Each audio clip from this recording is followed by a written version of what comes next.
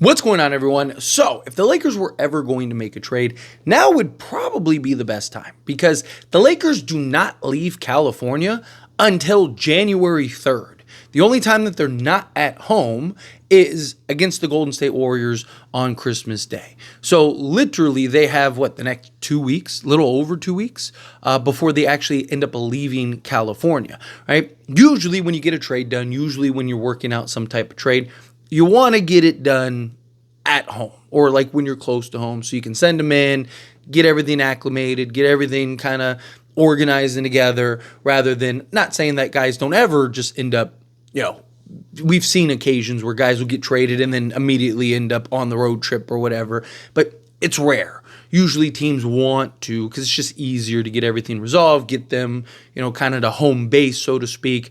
And then you kind of work it out and figure it out from there. So I do think that if the Lakers are going to make that kind of Rui trade, not necessarily trading Rui, but how we did, a couple seasons ago where we got that Rui trade and then that kind of was like the move, the precursor before we actually made the big trade, the all-in trade, for like D'Lo and Vando and all that, traded Russell Westbrook. So ideally, I'd like to get that first initial trade done. I'd like to get that first kind of like, okay, here's the, Valanciunas or something like that. I hope, and I'm diving into this more on AIS The Lakers show. I really hope that the Lakers, like Rob Pelinka, isn't looking at the Lakers' improved defense and improved play and going like, hey, maybe we don't need it. Maybe we just need like a Valanciunas or something like that be done. I am like incredibly confident. I'm like 99% sure the Lakers make a trade.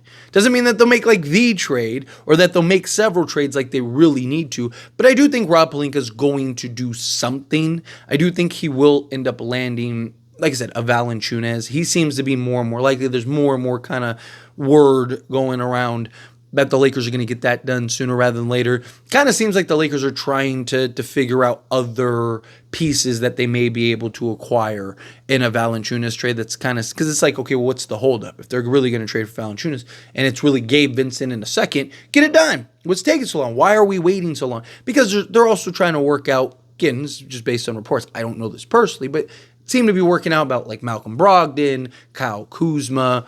Can they get that other added piece? Kind of kill two birds with one stone. I've talked about this. Kind of look at all the news. Kind of start putting the pieces to the puzzle here a little bit. You see that the Lakers, like the teams, have a wing and a center. Right? Like Portland has Jeremy Grant, Robert Williams. Washington, Jonas Valanciunas, Kyle Kuzma. The Brooklyn Nets, Cam Johnson, Dorian Finney-Smith, Day'Ron Sharpe, right? Because it's easier. It's easier to just kind of kill two birds with one stone than it is to like go get a center from here, go get a wing from here, go get a point guard from here, go get another wing from here. It's just because the more teams involved, the harder it becomes to get deals done. That's usually why you see like it's if a big trade gets done by a team, it's usually all in like one deal or one package, or it's like a 3-team because you can kind of work it out. Because again, as soon as you go and make a move here, right? Like let's say the Lakers go and trade for whatever, Valanciunas straight up, right? And they trade Gabe Vincent.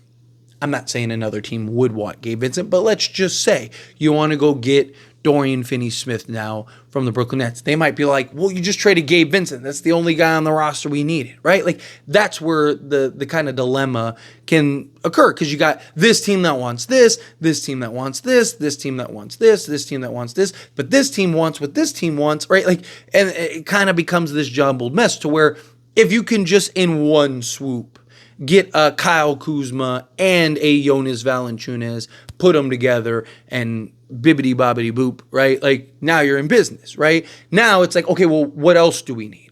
And if they did something like that in like a perfect world, you go get a Kuz and a Val. Again, it could be anybody, Jeremy Grant, Robert Williams, just sticking with them because again, that seems to be the most likely. Let's say that you do pull that off, right? Well, now you have between, like, let's say you do that while you're watching this video, but let's just call it tomorrow, right? Just kind of putting it in the universe, maybe while you're watching this video. But let's say, it gets done tomorrow or Monday, right? It's Sunday, so let's say Monday, right? Okay, deal gets done, finalized, boom, you're ready to go. And now you have a month and a half to almost 2 months to really evaluate and see what else do you need, right? Like, are you good enough now? And maybe you're just kind of trying to add another bench piece or something. Do you really need to upgrade? Right? Does somebody become available that wasn't available prior that's like, ooh, maybe we can go make this move, right? Maybe it's like, we could really use another Wayne. Let's go get a Cody Martin. Let's go get a Dorian Finney-Smith, right? Maybe you're doing that regardless. But the point is, it gives you more time to kind of evaluate. You got that first initial trade. You got that first initial deal done. You should always be looking to upgrade and get better. Even if, let's say, I don't think it will happen, but let's just say Kyle Kuzma and Valanciunas do fix all the Lakers' problems. Let's say that they go, like I said, on Monday, boom, we got Valanciunas, boom, we got Kyle Kuzma. Obviously, they might miss that first game, but then they're there for the Christmas game, right? Boom. And let's say we go and win 7 straight, 8 straight. Say between now and, the trade deadline, I don't know how many games there are. Let's call it 20. To be safe, right? I don't know how many games off the top of my head, but let's call it 20 games. Say during that stretch, they go even 16-4, right? And they're like the 2 seed and things are going great. If you have an opportunity to upgrade the roster and be better, you still upgrade the roster and be better, right? Like Oklahoma City Thunder are the number 1 seed and very likely can win an NBA championship. They're still looking to go get a Cam Johnson and these other pieces. Why? Because you can always be better.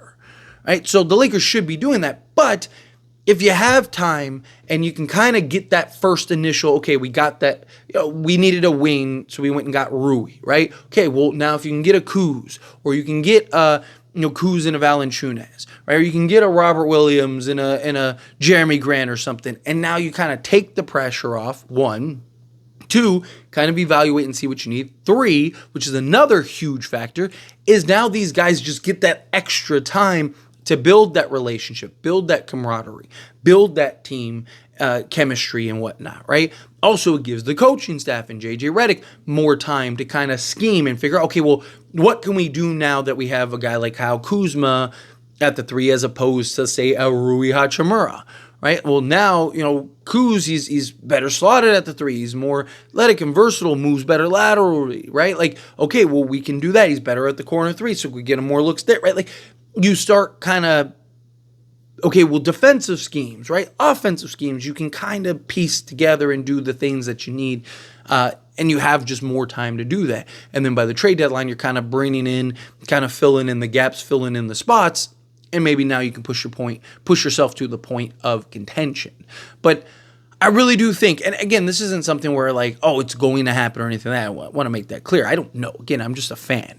But I just, looking at the schedule coming up, looking at the situation the Lakers are in, if you were ever going to do a trade, like an early trade, like not on trade day, right? Not the deadline day. If you were going to do that kind of pre-deadline trade, this stretch would be the best time. That could be tomorrow, that could be a week from now. But you basically have like 2 weeks where you don't leave California.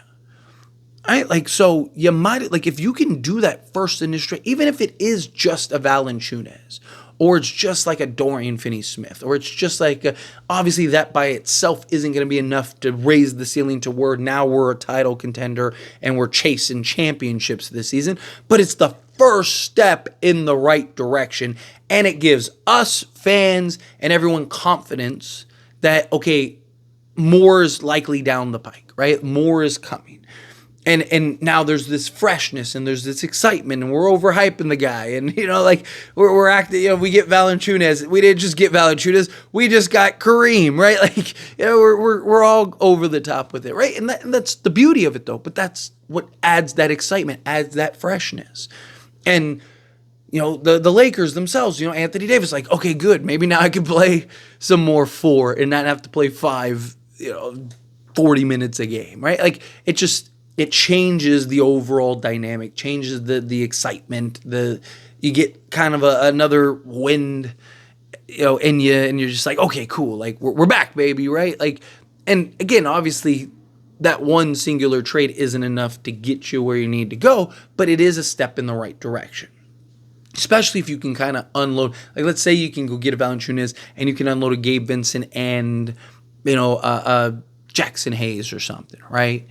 And now you clear a roster spot. So now you can bring in, say, a Markelle Fultz, who the Lakers have had interest in, on a non-guaranteed, and kind of see, okay, is he the guy? Okay, he is. He's great. He's been cooking, right? Okay, cool. We got our backup card, so now we have the Gabe Vincent replacement. Or if he's not, it's like, okay, we'll cut him. Let's bring in Elfrid Payton. Okay, Elfrid Payton is the guy. He's not the guy. Okay, fine. Let's bring in Devontae Graham, who the Lakers brought in, right? Like, it gives you time to kind of evaluate more between now and the trade deadline and just put you in a much better position. So fingers crossed. I'm hopeful.